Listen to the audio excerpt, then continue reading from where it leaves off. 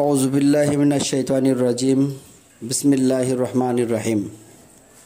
আলহামদুলিল্লাহি রাব্বিল আলামিন ওয়াল আকিবাতু লিল মুত্তাকিন। আসসালাতু ওয়াসসালামু আলা আশরাফিল আমবিয়া ওয়াল মুরসালিন ওয়া আলা আলিহি ওয়া আসহাবিহি আজমাইন। সম্মানিত দর্শক শ্রোতাগণ, আপনাদেরকে আন্তরিক ধন্যবাদ যে আমার এই নাজমুল তাহেরি টিভি 3-তে আপনারা আগমন করেছেন। আমার এই চ্যানেলে ইসলামী ওয়াজ, গজল এবং আধ্যাত্মিক আলোচনা আমি পেশ করে থাকি। যদি আমার এই চ্যানেলটি আপনাদের কাছে ভালো লাগে তাহলে সাবস্ক্রাইব করে রাখবেন। নতুন নতুন ভিডিও পেতে বেল আইকন টিপে রাখবেন। ইনশাআল্লাহ নতুন ভিডিও পেয়ে যাবেন। আজকে আমি যে বিষয়টি নিয়ে আপনাদের সামনে কথা বলতে চাচ্ছি সেটি হচ্ছে যে শরীয়ত এবং মারিফত, এই দুইটি একটি আরেকটির সঙ্গে কী ধরনের বৈপরীত্য রয়েছে, নাকি দুটি একই বিষয়, এটি আমরা আজকে উদ্ঘাটন করার চেষ্টা করব। আমরা জানি শরীয়ত মানে হচ্ছে নিয়ম নীতি, যাহা নিয়ম নীতি অনুসরণ করে সেটাকে বলা হয় শরীয়ত। আর নিয়মের বহির্ভূত কোনো কাজ তেমন সুন্দর হয় না। সেজন্য যুগে যুগে আমরা দেখতে পেয়েছি নিয়মের প্রতি যারা শ্রদ্ধাশীল তারাই জীবনে প্রতিষ্ঠিত লাভ করে। সেজন্য নিয়মের একটা গুরুত্ব রয়েছে। আর মারিফত যে জিনিসটা সেটা হচ্ছে গোপন, ওইটাও এক ধরনের এবাদত। তো দুইটি এবাদতের মুখ্য উদ্দেশ্য কি? মারিফতের এবাদত অথবা শরীয়তের মাধ্যমে কোরআন সুন্নাহ ইজমা কিয়াসের মাধ্যমে যে এবাদত, দুইটার মাধ্যমে একটাই উদ্দেশ্য, একটাই, সেটা হচ্ছে যে সৃষ্টিকর্তার নৈকট্য হাসিল করা। তবে এই ক্ষেত্রে একটু ভিন্নতা রয়েছে। নিয়ম নীতি অনুসরণ করলে সৃষ্টিকর্তার নৈকট্য হাসিল হবে, আর মারিফত যার মধ্যে প্রকাশ পাবে তার মধ্যে সৃষ্টিকর্তার প্রতি নৈকট্য শুধু হাসিল করবে না, বরং সৃষ্টিকর্তার সঙ্গে একটা গভীর প্রেম সৃষ্টি করবে। ইহাই হচ্ছে মারিফত। এখন এই দুইয়ের মধ্যে বৈপরীত্যটা কি?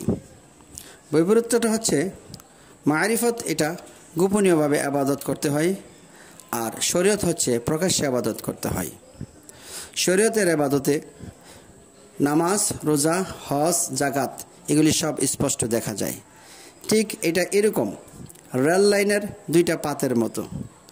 দুইটা পাত যদি ঠিক থাকে তাহলে চট্টগ্রাম থেকে গাড়ি রওনা দিলে ঢাকা কমলাপুর স্টেশনে এসে পৌঁছে যাবে। যদি কোথাও লাইনচ্যুত হয়ে যায় তাহলে গাড়ি অ্যাক্সিডেন্ট করবে। অনুরূপভাবে শরীয়ত দুটি জিনিসের উপর প্রতিষ্ঠিত। আল্লাহ নবী বলেছেন, তারাকতু ফিকুম আমরাইন লান তাদিল্লু মা তামাসসাকতুম বিহিমা কিতাব আল্লাহি ওয়া সুন্নাত রাসূল। দুটি জিনিসের উপর প্রতিষ্ঠিত, একটা হলো কোরআন আর একটা হলো সুন্নাহ। এই দুইটা জিনিস যদি ঠিক থাকে তাহলে অবশ্যই মঞ্জিলে মকসুদে পৌঁছতে পারবে। তবে তরিকতের মধ্যে রয়েছে প্রেম। তো প্রেম জিনিসটা শরীয়তের মধ্যে আসে না। শরীয়ত হচ্ছে নিয়মের উপরে চলে, নিয়ম নীতি দিয়ে কোনোদিন প্রেমের বিচার করা যায় না। যেমন হযরতে ওয়াইস আল কারনি, যিনি মহানবী সাল্লাল্লাহু আলাইহি সাল্লামের মহাব্বতে রাসূলুল্লাহ যুদ্ধের ময়দানে দান্দান মুবারক শহীদ হয়েছে, এটা শুনে হযরত ওয়াইস আল কারনি নিজের দাঁত ভেঙে ফেলছে। এটা সম্পূর্ণ শরীয়ত বিরোধী। তবে এখানে রয়েছে ভালোবাসা, চূড়ান্ত ভালোবাসা। এটাকেই বলা হয় মারিফত। লাইলির বাড়ির একটা কুকুর ছিল। বিবাহের আসরে যখন মজনু বসে আছে, ঠিক ওই সময় কুকুরটা স্টেজের কাছে আসলে মজনু বলে কি, এটা লাইলির বাড়ির কুকুর, যার মধ্যে আমি লাইলির গন্ধ পাই, এই বলে কুকুরের পায়ে চুমু দিল। শরীয়তের বাজারে যখন প্রেম প্রকাশ পেয়েছে তখন সেখানে প্রেমের উপর অনেক বড় আঘাত এসেছে। এখানে প্রেমকে কষ্ট দেওয়া হয়েছে, প্রেম এখানে অপমানিত হয়েছে। কিন্তু শরীয়তের বাজারে এটা চলে না, এই নিয়ম খাটে না। কিন্তু এখানে যে মহা প্রেম প্রকাশ পেয়েছে এটাও সত্য। এই মহা যে প্রেমটা প্রকাশ পেয়েছে এটাই হচ্ছে মারিফত, ইহাই হচ্ছে আসল প্রেম। ছাড়া কোনোদিন পরমাত্মাকে নিজের কাছে বান্ধা যায় না, পরমাত্মাকে নিজের কাছে একদম কাছে করা যায় না। সেজন্য প্রেম আমাদের মুখ্য উদ্দেশ্য, প্রেম আমাদের দরকার। এটা সবার দ্বারা সবটা সম্ভব না।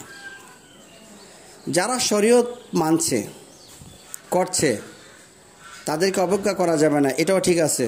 আর যারা শরীয়তের গণ্ডি পের হয়ে তরিকতে আছে সেটাও ঠিক আছে। আমি একটা এক্সাম্পল দিলে এখানে বুঝতে পারবেন। ধরুন পানক সাপ, মানে এটাকে জাতি সাপ বলা হয়। এই জাতি সাপ এটা যদি একটা বাচ্চাও হয় আর কেউ যদি একটা বিন বাজায়, ওই জাত সাপের বাচ্চা এটা ফনাটা হইলে মাথাটা উপর উঁচু করে তার তাকায় এখানে বিনের আওয়াজটা শুনবে। কারণ বিনের আওয়াজ তাকে অ্যাকশন করে, তার মধ্যে একটা পরিবর্তন দেখায়, সেটাতে সে নাচতে শুরু করে।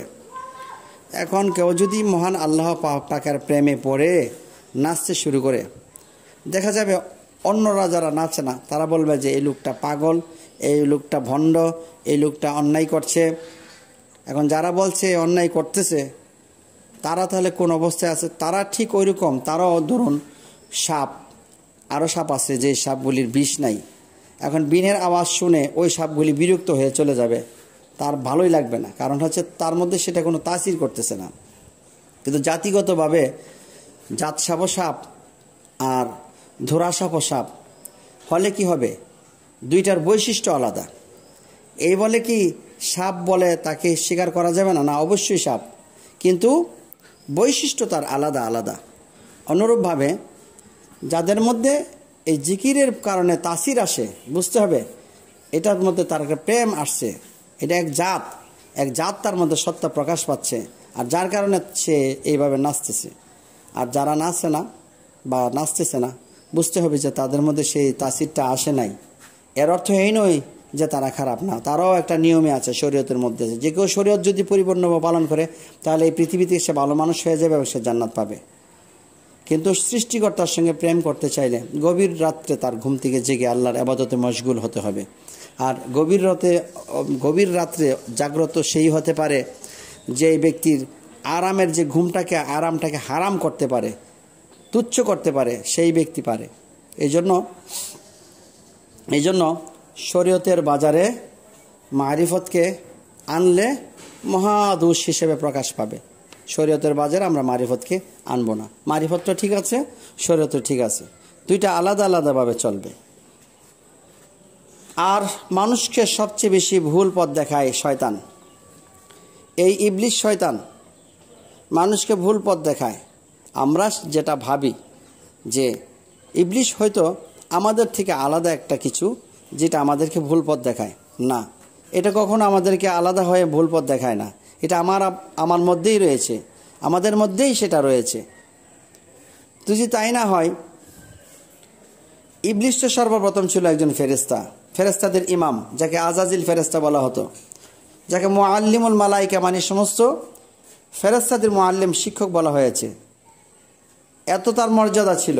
তো তখন তো কোনো ইবলিশই ছিল না, তখন তো কোনো শয়তানি ছিল না। তাহলে এই ইবলিশকে শয়তানি কে করাইলো? ইবলিশ হয়তো আমাদেরকে শয়তানি করে, শয়তানি শিক্ষা দেয়, কিন্তু ইবলিশকে কে শয়তানি শিক্ষা দিল? তখন তো কেউই ছিল না। তাহলে কি ছিল? তাহলে মন ছিল। মনের মধ্যেই যদি অন্যায়ের রং লাগে তখন এটা ইবলিশের কার্যক্রম হয়। আর মনের ভিতরে যদি সৃষ্টিকর্তার প্রেম প্রতিষ্ঠিত হয় তাহলে এটা খোদাই কাজ হয়। এই জন্য মনকে আগে শুদ্ধ করতে হবে, তাহলেই সব কিছু শুদ্ধতার দিকে যাবে।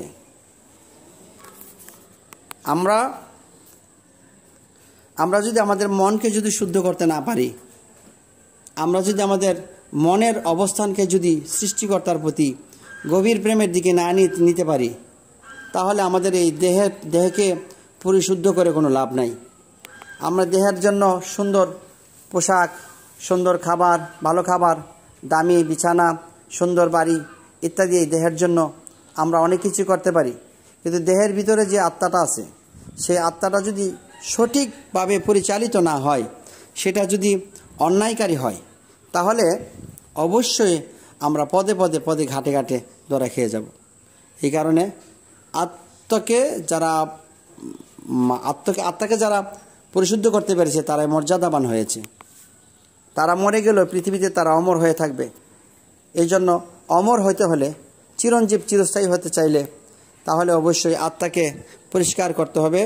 আর আত্মাকে পরিষ্কার করতে চাইলে, আত্মার আশেপাশের সব কিছুকে সমাধান করতে চাইলে অবশ্যই আমাদেরকে একজন কামেল মুর্শিদের হাতে হাত দিয়ে সেখানে গিয়ে জ্ঞান অর্জন করতে হবে।